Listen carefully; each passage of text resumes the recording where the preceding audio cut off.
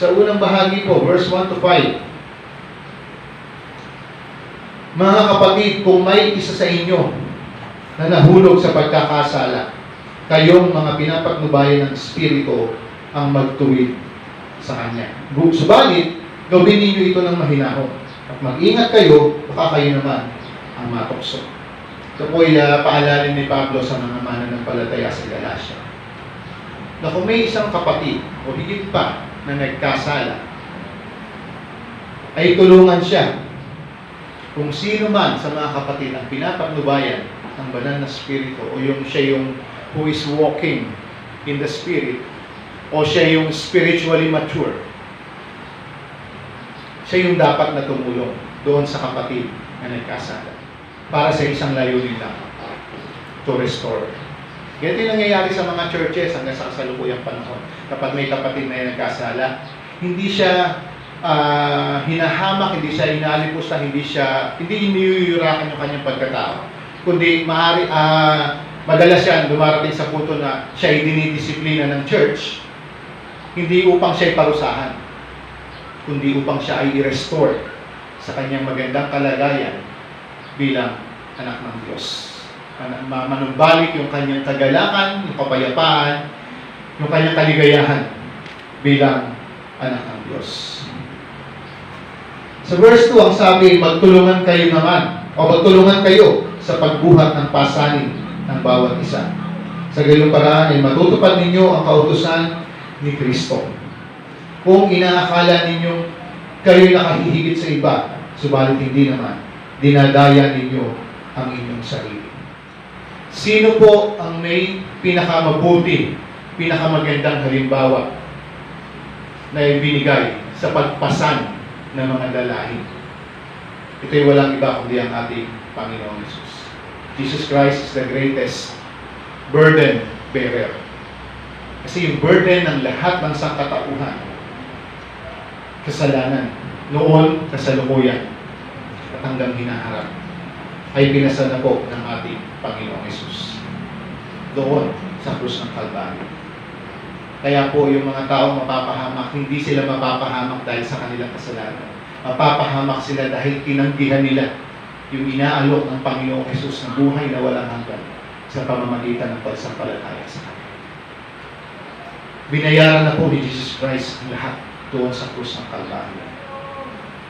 Pero ang mga tao, marami po ang tumatanggi sa biyaya nito. Romans 15 verse 1 to 3. Tayong malalakas sa paniniwala ay dapat tumulong sa mga mahihina at huwag ang pansariling kasiyahan lamang ang ating isipin. Sikapin natin lahat na itaguyod ang kapakanan ng ating kapwa para sa kanyang ikalalakas. Sapagkat si Kristo man ay di naghangad ng sariling kasiyahan, subalit nagpahubaya. Tulad ng nasusulat, ako ang binagsakan ng mga pag-aalipusta na sa inyo ipinatatama. Gayun din sa sulat ni Pablo sa mga taga-Galacia, pinag-aralan na natin ito, mga nakarang linggo, chapter 3, verse 13. Tinubos tayo ni Kristo mula sa sumpa ng kautusan, nang siya ay isinumpa para sa atin. Sapagkat nasusulat, isinumpa ang bawat ibinibiti sa pulong kahoy. Na isinumpa ang hindi makasunod sa kautusan. Kaya ang mga makasalanan ay isinumpa.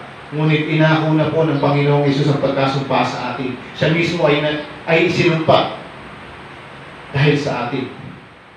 Ano po itong kautusan ng ating Panginoong Hesus? Kasi sabi dito, sa gayong paraan ay matutupad ninyo ang kautusan ni Kristo. Dalawa lang po ang sinabi, kautusan ng ating Panginoong Hesus ang siya'y naririto. Mahalin ninyo ang Diyos ng higit sa lahat. Buong kalakasan, buong kaluluwa, buong pag-iisip. Mahalin ninyo ang inyong kapwa kaya yung pagmamahal ninyo sa inyong sarili. Kaya kung ito po ay ginagawa ng mga magkakapatid doon sa Galacia, sabi ni Pablo, kapag nagtutulungan kayo magpasa ng dalahin, tinulungan ninyo ang kapatid na nagkasala upang siya'y ma-restore sa kanyang kalagayan. ay nasusunod na ninyo ang kautosan ng ating Panginoong Hesus. Maaari pa rin natin gawin na patuloy na ipanalangin ang mga kapatid na dumaan sa ganitong kalagayan.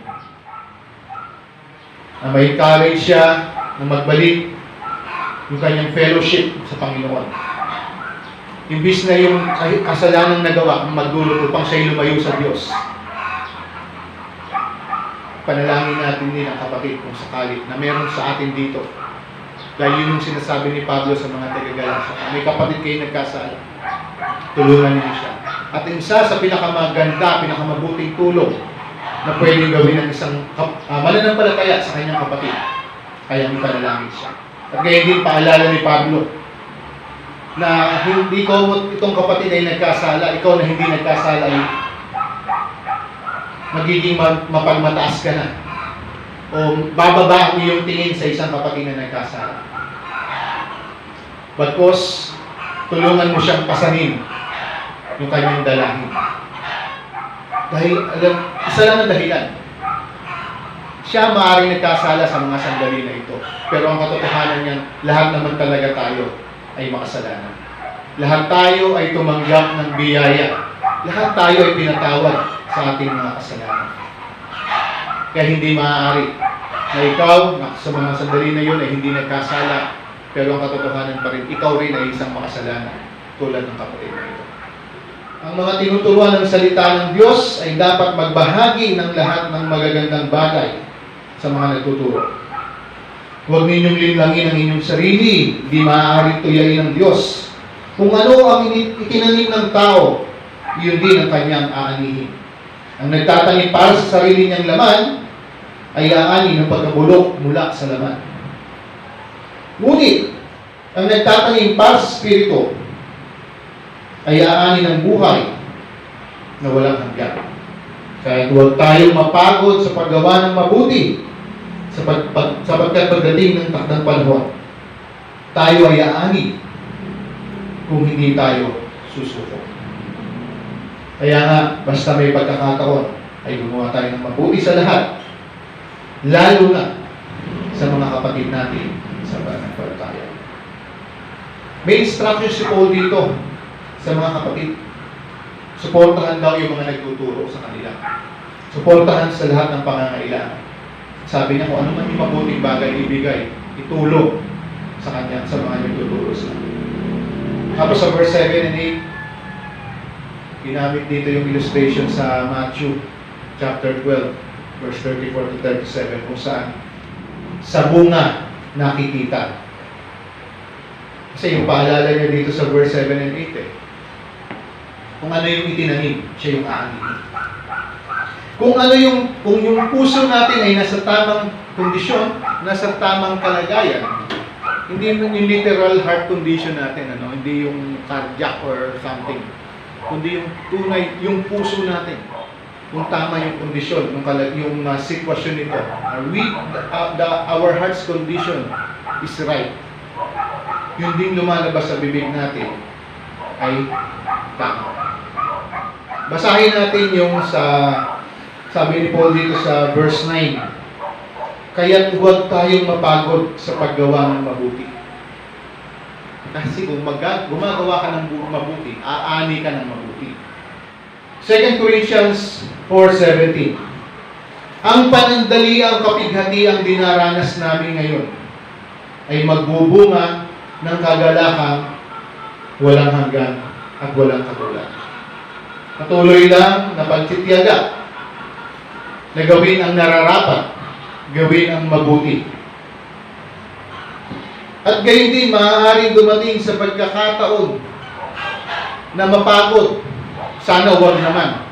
Maaaring dumating sa pagkakataon na mapagod sa paggawa ng mabuti.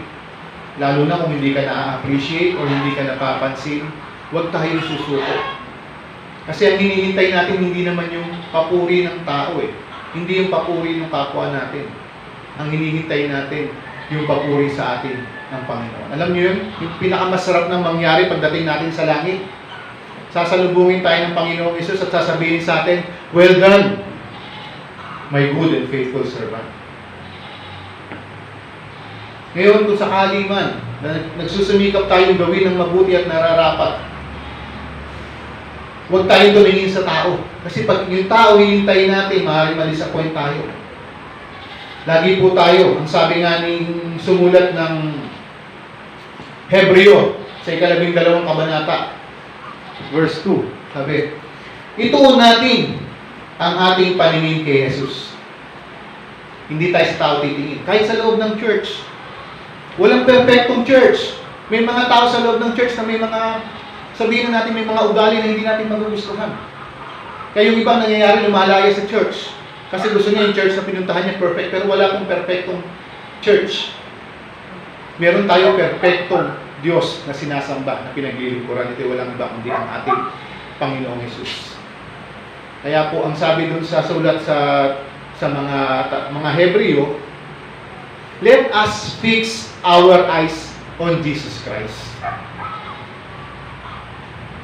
Sa Kanya lamang po tayo tumingin, wag sa ating mga kapatid. Dahil ang mga tao na kapag iyo'y tinignan, may mga kahinaan, may mga pagkukulang, maaaring kapag diyan ka nakatingin ay hindi ka na magpatuloy sa iyong relasyon sa Panginoon. Pero kung ang iyong mata, ang iyong paningin ay nakatuon lamang sa Panginoong Hesus, ito yung pinakamabuting bagay. Kahit sa dami ng imperfections ng church na pinuntahan mo, pero kung ikaw ay ang iyong paningin ay nakatuon lamang sa Panginoong Hesus, lalago ka pa rin. Magbubunga pa rin sa iyong banal na spirit. Mananatiling maayos ang iyong relasyon sa Panginoon. Sa verse 10, sabi ni Paul, basta may pagkakataon, gumawa tayo ng mabuti sa lahat ng tao. Ang sabi ni Paul dito, gumawa tayo ng mabuti sa lahat ng tao. Hindi lamang sa mga gumagawa sa atin ng mabuti. Hindi lamang sa mga tao kaibig-ibig. Ang sabi niya, gumawa kayo ng mabuti sa lahat ng tao. So, walang exemption. Ito yung sinasabi niya sa mga taga-Galacia at ito yung sinasabi rin niya sa ating mga mananampalataya.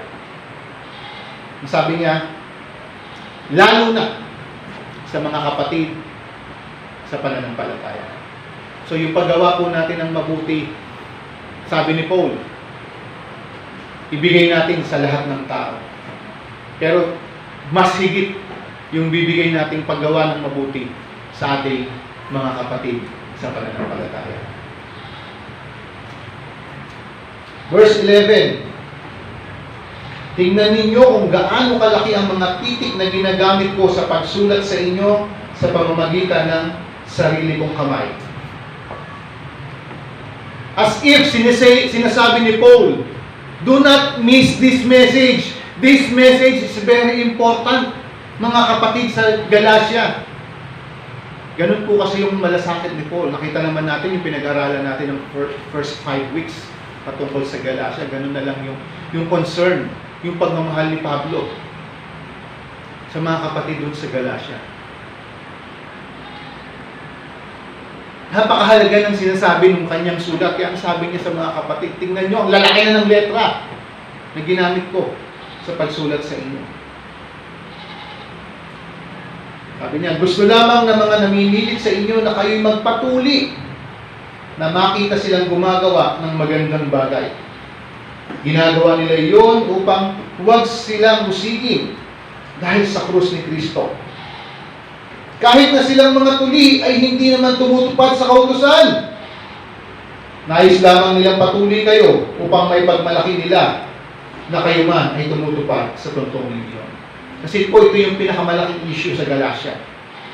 May mga pumasok na false teachers na ang dinidiin na ang mga mananampalatayang hentil doon sa Galacia ay kailangan magpatuli bago maging tunay na Kristiyano. Kinakailangan, parang iniisip nila, kailangan muna kayo maging Hudyo bago kayo maging tunay na Kristiyano. Kaya ang sabi ni Paul, gusto lang naman nilang gawin ito, pero ang katotohanan niyan, sila mismo, hindi nila sinusunod yan. Hindi nila sinusunod ang lahat ng kautusan. 613, civil, ceremonial, moral law. Hindi nila sinusunod lahat yan. Pero hindi nila kailangan sundin ang lahat ng kautusan. Pero sila mismo hindi nila ginagawa. Ang sinasabi ni Paul, yung mga tao na yan, nagbabalat kayo lang yan. Nagkukunyari lang yan dahil gusto lang nila kayong alipinin. Kung ano yung ginagawa nila, gusto nila gawin nyo rin. Pero tinanggap na ninyo ang biyaya ng Panginoon na kayo'y naligtas dahil sa pananampalataya sa Panginoong Hesus. Si Peter, binanggit din ito sa Acts 15. Minsang napag-aralan na natin yung council in Jerusalem. Yung problema nila. Ang sabi ni Peter, sa mga ninuno natin, tayo ng mga Hudyo, hindi nga natin masunod itong mga kautusan na ito. Bakit natin didiin ipagpipilitan sa mga Hintil? Si Peter na po mismo ang nagsabi niya. Kaya ang pagbibigay ng diin ni Pablo dito, hindi yung sa pagtutulit. Ito'y walang iba, kundi sa pamamagitan lamang ng personal na relasyon sa Panginoong Hesus. Pagsampalataya sa Kanya. Nasapat yung Kanyang ginawa, na inihandog yung Kanyang buhay, at siya'y muling nabuhay. Sa verse 14, sabi ni Paul, "Huwag nawang mangyari na ipagmalaki ko ang anumang bagay bukod sa krus ng ating Panginoong Hesukristo. Sapagkat sa pamamagitan nito, ang mundong ito ay patay na para sa akin. At ako naman ay patay na rin sa mundo." The world has no power or influence over Paul. Yung mga sinasabi natin, panglupa lang yan. Totoo po yun. Wala nang saysay yun. At yun din dapat yung ating mindset. Di ba? Pagka meron tayong na-achieve, yung mga hindi naka-achieve, nagbibiro. Panlupa lang naman yun. Nag-first honor ka, ako hindi, panglupa lang naman yun. May mga ganun, di ba? Pero si Paul, ganun talaga. Ang kanyang itinuturo sa mga mananampalataya, hindi na yung mga bagay dito sa mundo yung dapat na tina-target natin. Anong dapat natin tina-target? Yung ating kalalagyan, yung ating magiging sitwasyon doon sa piling ng Diyos sa kanyang kaharian. At wala na rin attraction. Ibig sabihin, wala na rin pag-strive si Paul na maging tanyag sa mga tao sa mundo na ito. Kundi ano yung kanyang objective, ano yung kanyang goal? Ipamahagi si Kristo. Yun lang. Hindi naman hinahangad na yumaman, umunlad, umasenso, or sumikat. Ang hangad niya, maibahagi ang ating Panginoong Hesus. Ang sabi niya sa verse 14, sapagkat sa pamamagitan ang mundong ito ay patay na para sa akin, at ako naman ay patay na rin sa mundo. So, wala nang halaga yung estado dito sa sanlibutan. Of course, kailangan magsumikap pa rin, magsipag pa rin para meron tayong pantusto sa mga pangangailangan natin. Pero hindi na yung pag-i-strive na nag-struggle ka para makamit mo itong malaking goal na ito, hindi. Ang lahat ng mananampalataya dapat ang maging goal natin, unang-una, to be Christ-like, at masunod yung kanyang utos, na ibahagi ang mabuting balita sa mga taong wala pang personal na relasyon sa Panginoon. Sabi ni Paul sa verse 15, hindi mahalaga kung tuli man o hindi ang isang tao. Hindi ka man tuli, pero may pananampalataya ka sa Panginoong Hesus, ito yung pinakamahalaga. Kasi dito makamtan yung biyaya. Tapos ang sabi niya, ang mahalaga ay kung siya ay isa ng bagong nilalang. Alam naman natin yung verse na yan pagdating sa pagiging bago. 2 Corinthians 5:17. Diba? Ang lahat na nakipag-isa na kay Kristo ay isa ng bagong nilalang. Wala na yung kanyang lumang katao. The old has gone, and the new has come. Kaya mula ngayon, huwag nang dagdagan ninuman ang aking mga paghihirap, sapagkat ipinapakita ng mga pilat sa aking katawan na ako'y lingkod ni Jesus. Huwag nang pahirapan yung kanyang yung kanyang paghihirap. Kasi si Paul, marami na siyang sacrifices para sa mga churches. Kasi yung 3 missionary journeys lang niya, ang dami niyang pinagdaanan doon. Ilang beses na siya muntik mamatay. Dumanas din siya ng panggugulpe, panglalatay, panglalaki ko. Batuhin ka na, hanggang halos mamatay ka na. Yun yung mga hirap na pinagdaanan niya. At huwag nawa sanang madagdagan pa nitong problemang pumasok na ito sa Galacia.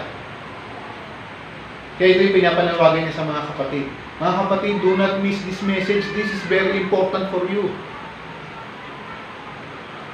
This is to restore you sa inyong magandang kalagayan dahil sa tinanggap ninyong biyaya mula sa Panginoong Hesus.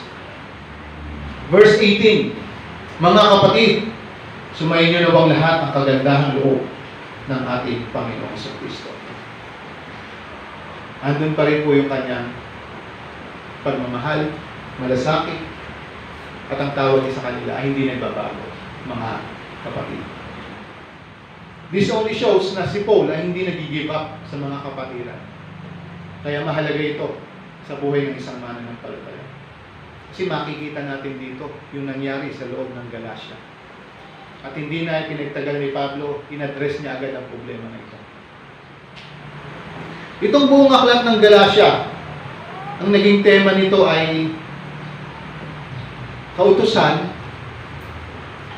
laban sa biyaya. Pagkaalipin o bilang pagiging malaya.